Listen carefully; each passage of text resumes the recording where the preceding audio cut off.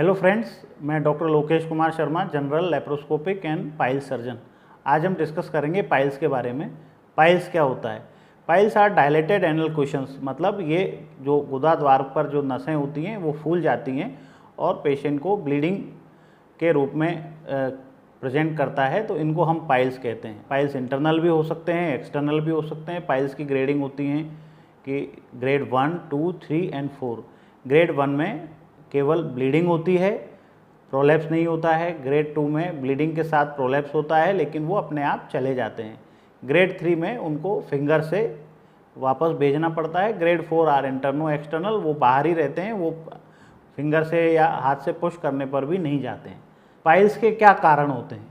Piles एक life style disease है जो खान पान की गलत आदतों की वजह से या जिसकी वजह से कब्जी हो जाती है, लोगों की सेडेंट्री लाइफ स्टाइल होती है, फिजिकल एक्टिविटी नहीं होती है, या मोटापा होता है, या जैसे प्रेग्नेंट फीमेल्स में जो वीनस रिटर्न है वो अफेक्ट होता है, या बच्चे के प्रेशर की वजह से पाइल्स हो जाते हैं।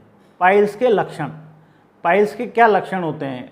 पेशेंट ओपीडी में आएगा, वो कहेगा कि सर मेरे लैट्रिन के रास्ते से खून आ रहा है। खून केवल जब लैट्रिन जाता हूँ तभी आता है, जब मैं लैट्रिन के बाद खड़ा हो जाता हूँ उसके बाद ब्लड नहीं आता है, या कभी वैसे भी घर पे बैठा हूँ या सो रहा हूँ तो ब्लड नहीं आ रहा है।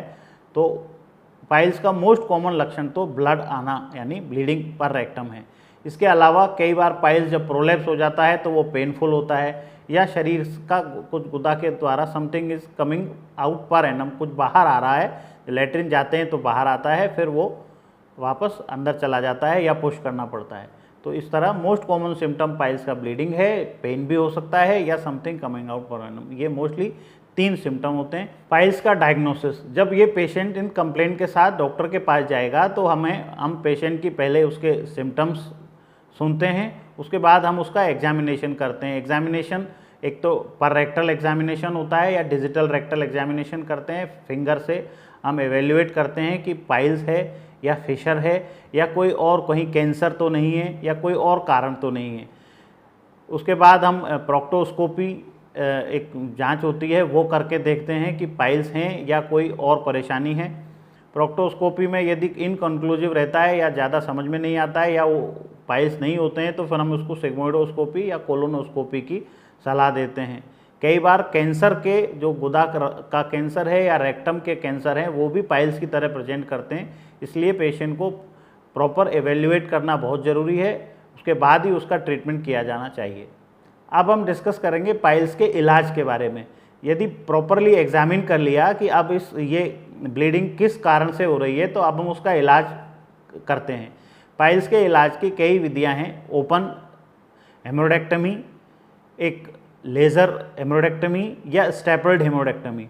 ओपन हेमोरेक्टमी पुरानी तकनीक है, लेकिन उसमें ब्लड लॉस के भी चांस ज़्यादा रहते हैं। पेशेंट को पेन होता है और उसको अपने काम पर जाने में समय लगता है, दिक्कत आती है। कई बार घाव होता है तो वो अपने हिल भी नहीं पाता है, इसकी वजह से उसे अपने काम पर भी देरी से जाना पड़ता है। आजकल के समय में लेज़र से पाइल्स का बहुत अच्छा इलाज हो गया है, पेनलेस होता है, पेशेंट जल्दी अपने काम पर जा सकता है। लेकिन ये ग्रेड 2, 3 तक इसका इफेक्टिव है। यदि ग्रेड 4 पाइल्स हैं तो उसमें लेज़र या फिर हमको स्टेपलर एक मशीन आती है, उससे उसका इलाज किया जाता है। दोनों ही सेफ़ हैं, ब्लडलेस ट्रीटमेंट है, और अपने काम पर इवन नेक्स्ट डे पेशेंट अपने काम पर जा सकता है।